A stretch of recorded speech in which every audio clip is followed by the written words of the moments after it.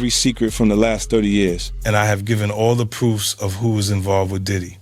I have presented the videotape of Diddy's parties as evidence. Now no one can save Diddy and the other celebs. Jay-Z, all of them were Diddy's handlers. After watching the rest of the documentary, you'll understand everything. Today is Tuesday, March 3rd, 2026. And listen to this. Right now, 50 Cent has stirred the pot again. 50 Cent has officially unveiled Part 2 of his Netflix documentary series. And this round, it's no longer centered on Diddy alone.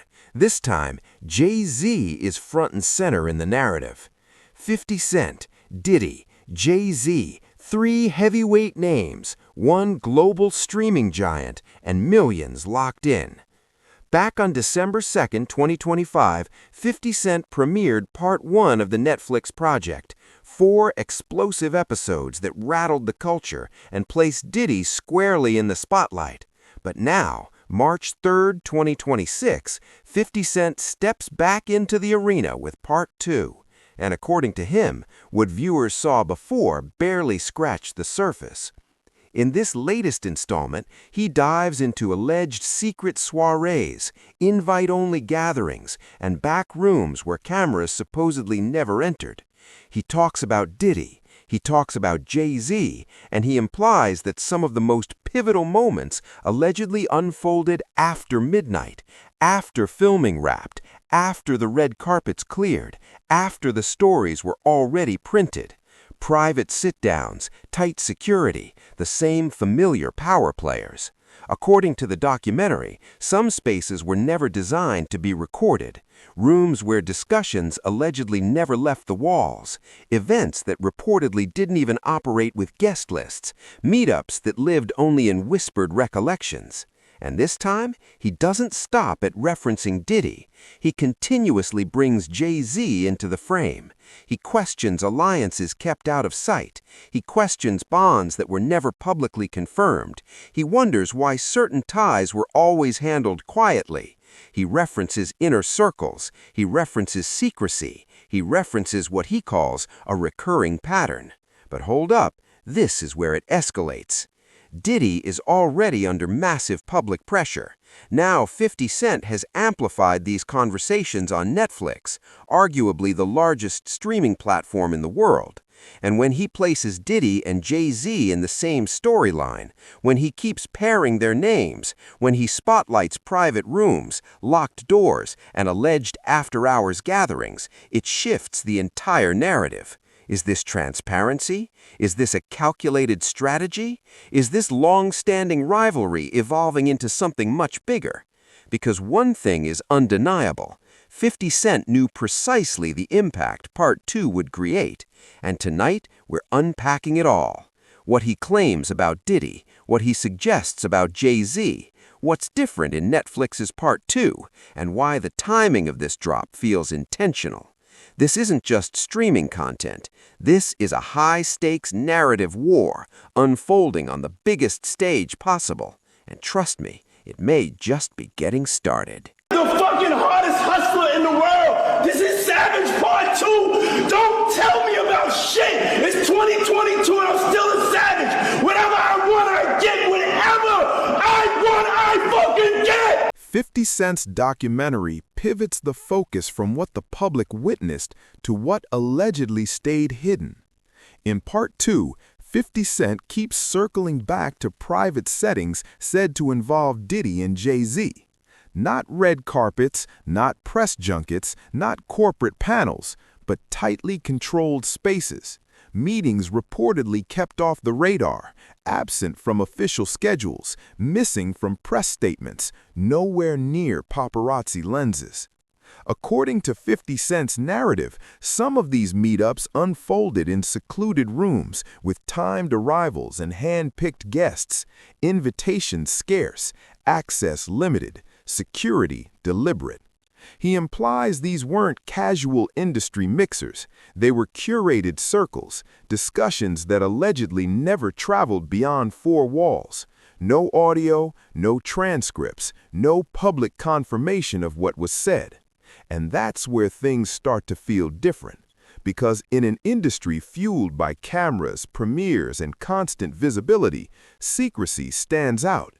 He spotlights closed-door parties with restricted guest lists, private compounds, high-rise penthouses, VIP-only lounges. And what really hits in the documentary is the repetition. The same recognizable figures appear in these guarded environments, the same trusted circle, the same insulated atmosphere.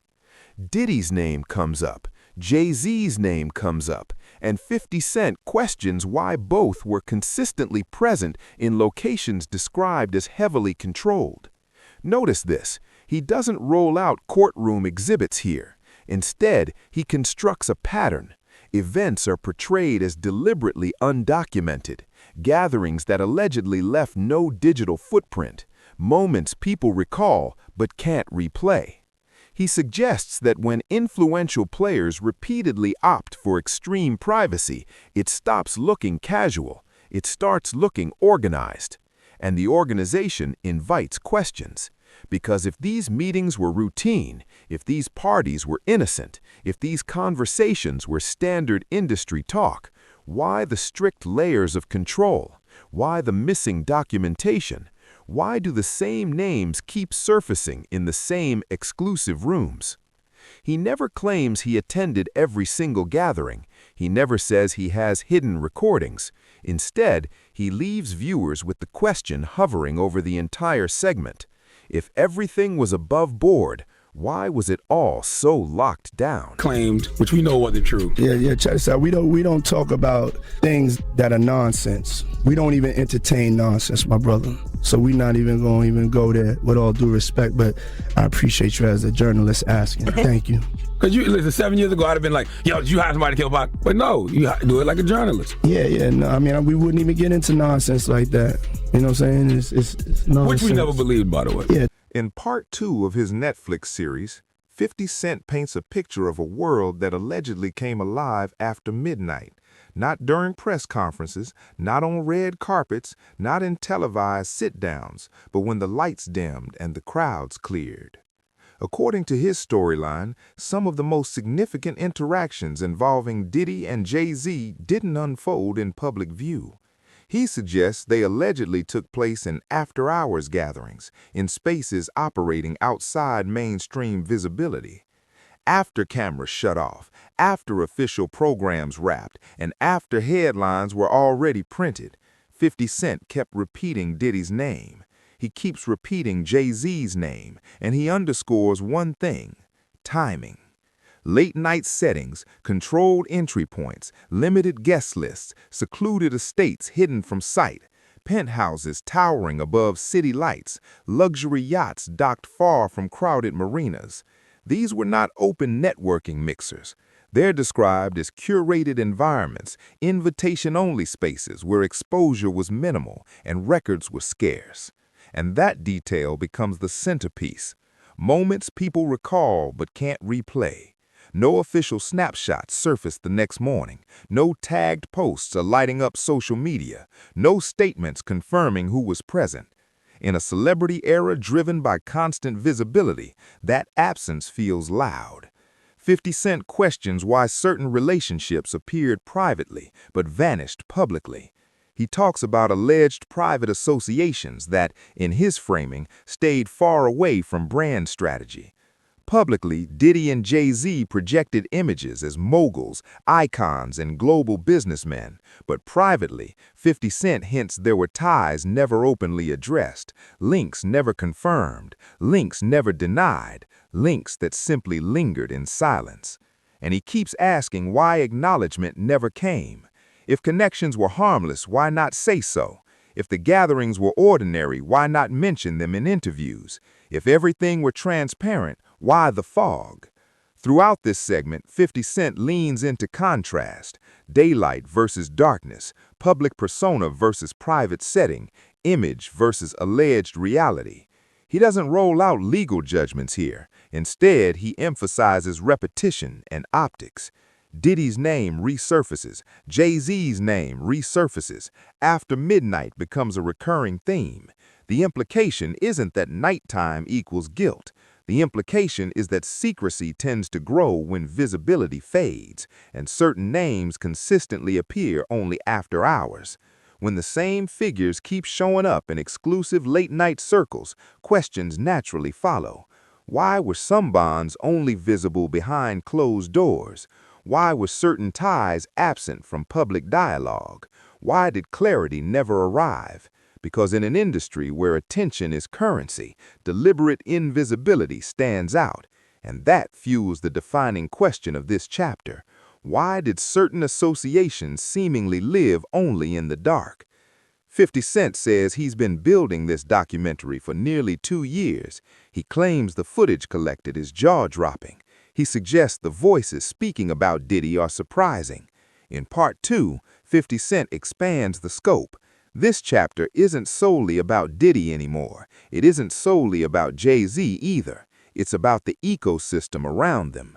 According to his framing, certain celebrity circles functioned privately, circles where powerful figures allegedly moved together beyond cameras and timelines. Part 2 connects Diddy and Jay-Z to broader entertainment networks, hinting that some relationships ran deeper than what fans saw publicly. On the surface, alliances sometimes looked distant, collaborations appeared occasional. Public interactions seemed calculated and sparse, but privately, 50 Cent suggests there may have been familiarity.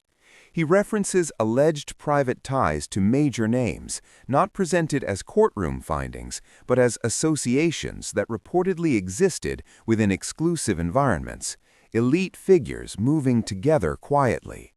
So picture high-profile personalities sharing secluded spaces, elite gatherings where power intersected. That contrast becomes the engine of tension, public distance versus private closeness. In interviews, relationships may have appeared minimal. In branding, separation seemed intentional. But according to the documentary's tone, private exchanges may have painted another picture. He also revisits rumors of misconduct that circulated quietly within industry circles, yet never erupted publicly. Stories allegedly confined to private rooms, accounts exchanged in hushed tones, conversations that, as he frames it, remained contained. He does not deliver verdicts in this section. He does not claim definitive evidence of criminal acts. Instead, he focuses on the pattern of silence. Why did certain rumors dissipate instead of being addressed? Why were some allegations discussed behind closed doors but never confronted publicly? Why did influential names continue operating without visible disruption? In this chapter, 50 Cent questions what he portrays as industry silence, not necessarily a coordinated scheme, but a culture.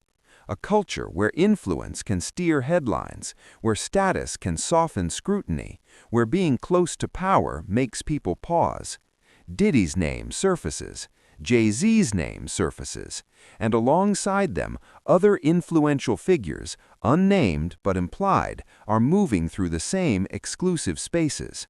The implication isn't loud, it's structural. If powerful people share private rooms, if rumors circulate inside those rooms, if stories never escape those walls, then silence itself becomes part of the storyline. 50 Cent leans directly into that silence. He questions whether reputation functioned like insulation, whether tight-knit networks shielded themselves, and whether difficult conversations were deliberately left hanging.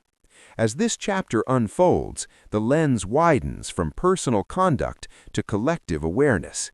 If these accounts floated within industry circles, if insiders allegedly saw questionable dynamics, or if influential figures kept appearing in the same environments, then the issue shifts from what occurred to who was aware.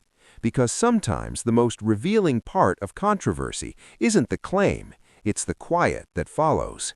And that leaves the defining question of this chapter: who knew and said nothing? A lot of people think I'm doing this out of revenge because we've had beef. I'm not going to deny that. Diddy and I have clashed before. We've been at odds since 2006. He stopped Mace from signing with me. I threw shade at him in music. He launched the Ciroc line. I launched my own. It's been back and forth for years. You know why he's pushing so hard to block this documentary?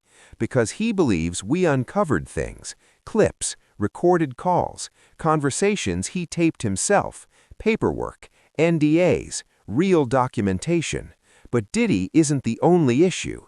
He represents something bigger. This business has people who smile in front of cameras while pulling levers behind the curtain, and I don't fabricate stories. In part 2 of the Netflix series, 50 Cent returns to a theme he treats as repetition, not randomness. The same faces, again and again.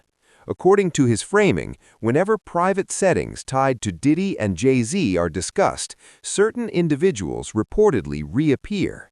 Not necessarily front and center at award shows, not always in official collaborations, not consistently in interviews, but in quiet, unspoken associations.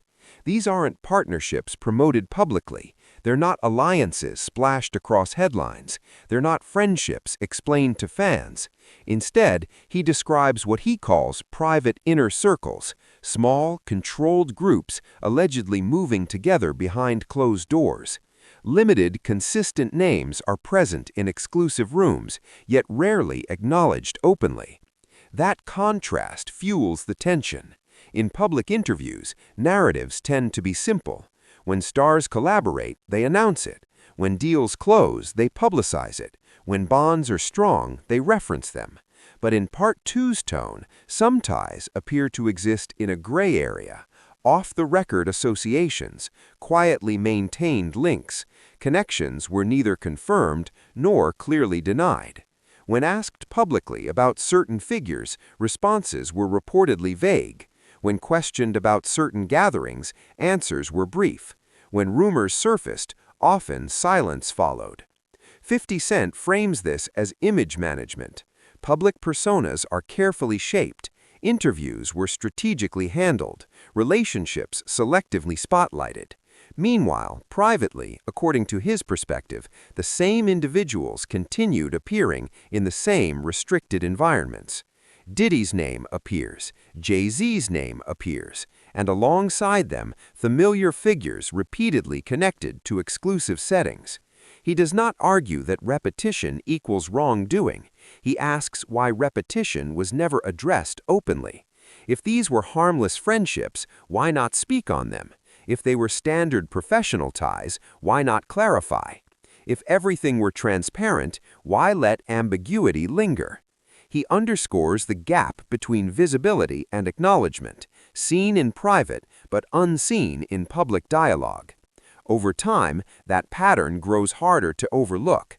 Years pass, trends shift, and headlines rotate, but in his framing, the inner circle remains consistent. The same names, the same rooms, the same exclusivity. Rather than explosive proof, the documentary leans on pattern recognition, because a coincidence may happen once, twice might spark curiosity, but consistent presence invites examination, which leads to the chapter's core question. Why do the same individuals appear in every private space? Has he been warning us about Jay-Z? Jay-Z is now facing an official lawsuit. It's everywhere. The conversation around him is louder than ever. Does that bring you any sense of validation that people are finally questioning him? It strengthens my resolve. I mentioned on Piers Morgan that I've been working with 3 alleged victims connected to the Carters who were prepared to step forward. This development might give them more confidence, so in that sense, it matters. He's been avoiding scrutiny, but behind the scenes, people were aware he was the unnamed celebrity in question. They knew it when I spoke on Piers Morgan. Is Beyoncé the so-called celebrity B? I genuinely hope not. She's already dealing with enough publicly after recent events and political backlash. I'm not targeting her. She has her own challenges to manage. What I will say is this: she knows who her husband is. She knows. She knows Rihanna was brought to Def Jam at a very young age. She was barely a teenager when she arrived in the United States, around 14 or 15. She was flown in on a private plane without her parents by a producer who arranged a 3 a.m. audition in a hotel room, an audition in the middle of the night, a 14-year-old. She was later taken to Def Jam's headquarters and reportedly left in a conference room alone with Sean Carter for hours without parental oversight. Her father accepted a $500,000 advance, and her rise was rapid. Part 1 raised eyebrows. Part 2 intensifies the scrutiny. When 50 Cent released the first 4 episodes of his Netflix series on December 2, 2025, the attention was fierce and centered largely on Diddy. The reaction was immediate and widespread, but in Part 2 he pivots. This chapter isn't only about isolated behavior, it's about alignment. According to his framing, what looked like distance between powerful figures in public might not reflect the full reality. He introduces the idea of behind-the-scenes coordination, not formal contracts displayed on screen, not signed agreements unveiled dramatically, but subtle alignment, public distance versus private closeness.